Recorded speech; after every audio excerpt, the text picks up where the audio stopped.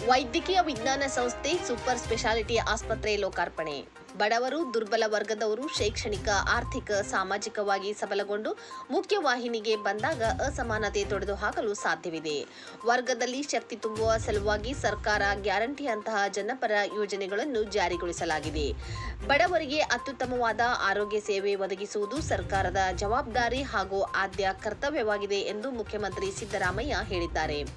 ಇಂದು ಬೆಳಗಾವಿ ವೈದ್ಯಕೀಯ ವಿಜ್ಞಾನಗಳ ಸಂಸ್ಥೆಯ ಸೂಪರ್ ಸ್ಪೆಷಾಲಿಟಿ ಆಸ್ಪತ್ರೆಯ ನೂತನ ಕಟ್ಟಡ ಹಾಗೂ ಗೃಹ ವೈದ್ಯರ ವಸತಿ ನಿಲಯ ಕಟ್ಟಡ ನಿರ್ಮಾಣ ಕಾಮಗಾರಿಗೆ ಶಿಲಾನ್ಯಾಸ ಹಾಗೂ ಪ್ರಧಾನಮಂತ್ರಿ ಉಷಾ ಯೋಜನೆಯಡಿ ನಿರ್ಮಿತವಾಗುತ್ತಿರುವ ವಿವಿಧ ಕಟ್ಟಡಗಳ ಶಂಕುಸ್ಥಾಪನೆ ಬೆಳಗಾವಿಯಲ್ಲಿ ನೆರವೇರಿಸಿ ಮಾತನಾಡಿದರು.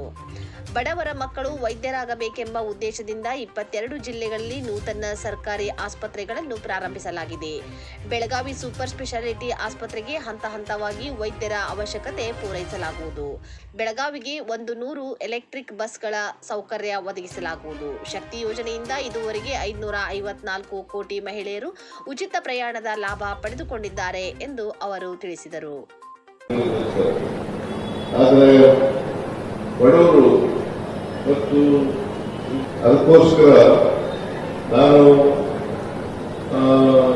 2004ರಲ್ಲಿ ಇದು ಉಪಮುಖ್ಯಮಂತ್ರಿ ಆಗಿದ್ದಾಗ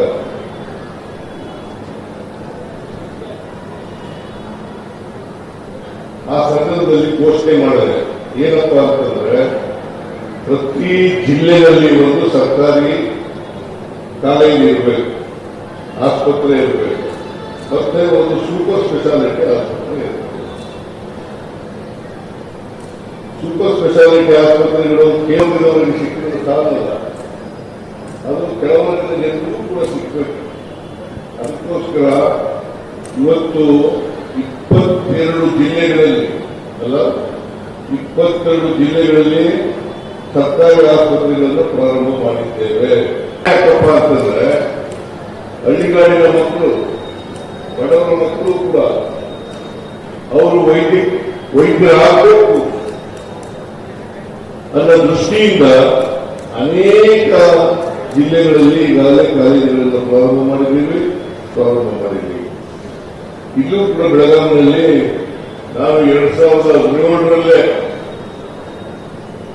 ಹಿಂದೆ ಮುಖ್ಯಮಂತ್ರಿ ಆಗಿರುವಾಗ 2017ರಲ್ಲಿ ಈ ಸೂಪರ್ ಸ್ಪೆಷಾಲಿಟಿ ಆಸ್ಪತ್ರೆಗೆ ಶಂಕುಸ್ಥಾಪನೆಯನ್ನು ನೆರವೇರಿಸಿದೆ. ಈಗ ಮತ್ತೆ ನಮ್ಮ ಸರ್ಕಾರ ಅಧಿಕಾರಕ್ಕೆ ಬಂದ ಮೇಲೆ ವೇಗವನ್ನು ಹೆಚ್ಚು ಮಾಡಿ ಈಗ ಸಂಪೂರ್ಣಗೊಳಿಸಿದ್ದೇವೆ. ಇದನ್ನ ನಾನು ಅತ್ಯಂತ ಸ್ಪಷ್ಟವಾಗಿ ಹೇಳಲಿಕ್ಕೆ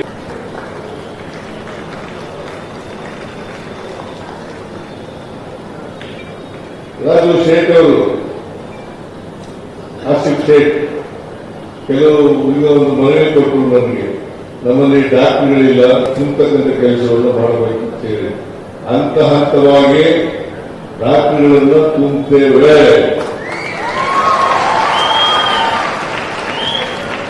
ಆ ಕೆಲಸವನ್ನು ಮಾಡ್ತೇವೆ. ಯಾಕಂತಂದ್ರೆ ಬರೀ ಆಸ್ಪತ್ರೆ ಕಟ್ಟೋದು ಸಾಲದು.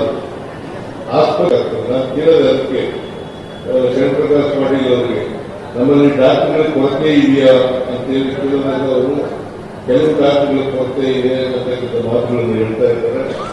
ಅದಕ್ಕೋಸ್ಕರ ಪ್ರಭಾಕರ್ ಕೋರೆಯವರು ಇದೆಯಲ್ಲ ಸೂಪರ್ ಸ್ಪೆಷಾಲಿಟಿ ಆಸ್ಪತ್ರೆ, ಅದರ ಅಲ್ಲಿಂದ ಡಾಕ್ಟರ್ಗಳನ್ನ ಉಚಿತವಾಗಿ ಸೇವೆ ಮಾಡ್ತಕ್ಕಂಥ ಕೆಲಸವನ್ನು ಮಾಡ್ತಾ ಇದ್ದಾರೆ. ಡಾಕ್ಟರ್ಗಳಿಗೆ ಇಲ್ಲಿ ಸೇವೆಯನ್ನು ಮಾಡ್ತಕ್ಕಂಥದ್ದು, ಆರೋಗ್ಯ ಸೇವೆಯನ್ನು ಮಾಡ್ತಕ್ಕಂಥದ್ದು ಮಾಡ್ತಾ ಇದ್ದಾರೆ. ಅದರಿಂದ ನಾನು ಸರ್ಕಾರದ ವತಿಯಿಂದ ನನ್ನ ವೈಯಕ್ತಿಕವಾಗಿ ಅವರಿಗೆ, ಪ್ರಭಾಕರ್ ಕೋರೆಯವರಿಗೆ ಮತ್ತು ಅವರ ಸಂಸ್ಥೆಯವರಿಗೆ ಧನ್ಯವಾದಗಳು.